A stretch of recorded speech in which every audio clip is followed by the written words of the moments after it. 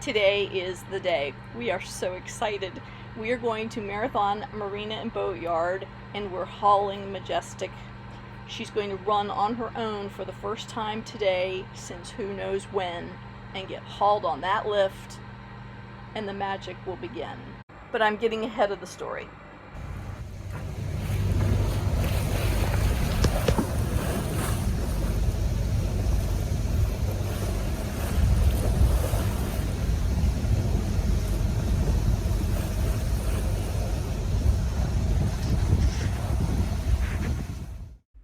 April 10th at the 15th Street Boatyard.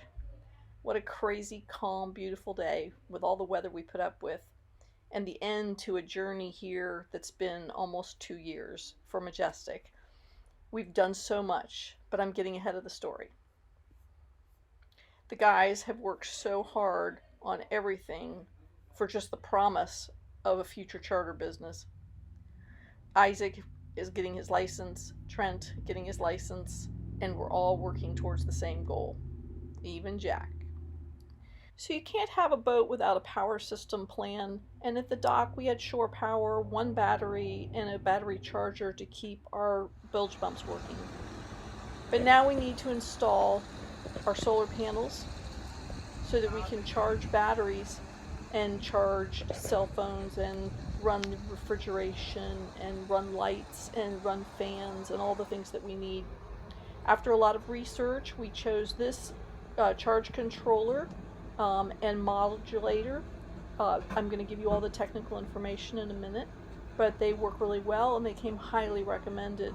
They stay cool and they help keep our solar panels feeding those batteries.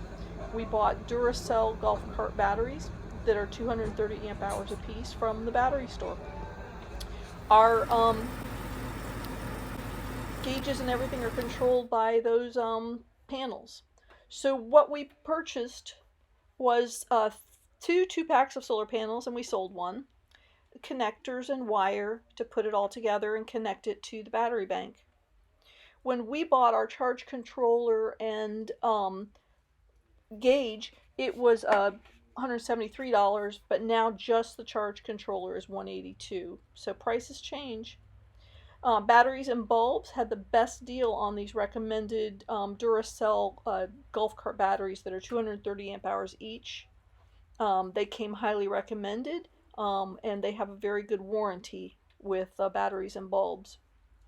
So we're excited about that. Our costs came in under $2,000 for a complete system that keeps our batteries up every day. The next issue is our engine, a 1975 Perkins 4108. I call Lazarus because I don't know how long it's been dead, and Jay has breathed it back to life. It's taken quite a bit of work. It's been apart and together and apart and together, but basically we rebuilt the injector pump and put that back on. We put new motor mounts on. We redid the velvet drive. We had new seals put in it. The fuel tank had multiple holes in it, so we had to take that and we cut it out and put our batteries in there as storage and bought a new fuel tank, which is now plumbed to the engine. The Vernalift muffler has a crack near one of the fittings, so that was fiberglass and the hose put back on. That should keep that solid. There's our water strainer. That was good. An overflow pump or container was added for radiator water. And we built that base to put the fuel tank in. There's the Vernalift muffler where it leaked. There's our hydraulic steering fluid for our hydraulic system is there, and our Raycor fuel separator. And those are a battery charger for the main system, and some of the other wire connectors that Jay did. And there's that velvet drive out and at the shop while it was being repaired.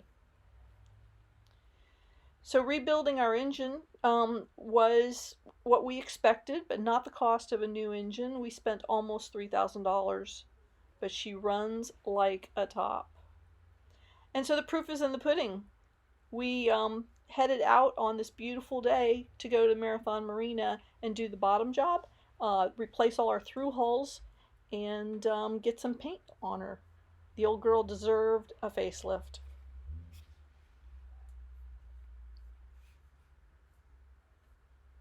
The guys worked really hard, and everybody's just kind of melodramatic about leaving and going. We've had a lot of friends there. We do have friends still at the 15th Street Boatyard. Jack has a lot of friends.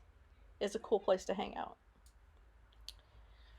But the boys are untying us, and Jay's got the engine running. I have the volume down because there's a lot of weird things said on these episodes. So they're taking our lines off, getting our fenders up on the boat, and we will soon be ready to push off.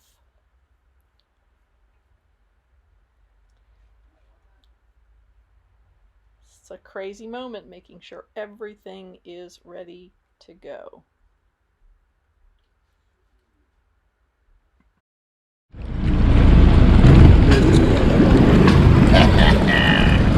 Awesome, guys. Wow. Look at that smile. He's worked so hard on every aspect of getting this boat running and ready.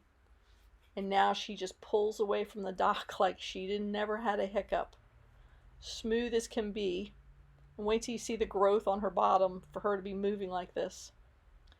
Totally in control through this narrow little channel. This is a difficult place to get these boats in because it was so narrow. But we're off to Marathon Marina.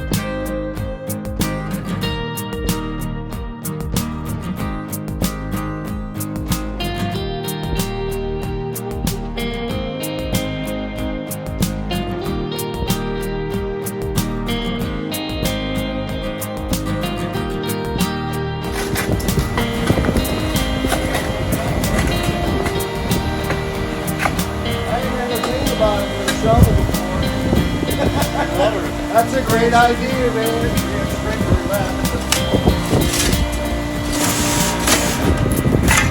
That's a great job. All right, we're having a oyster tonight.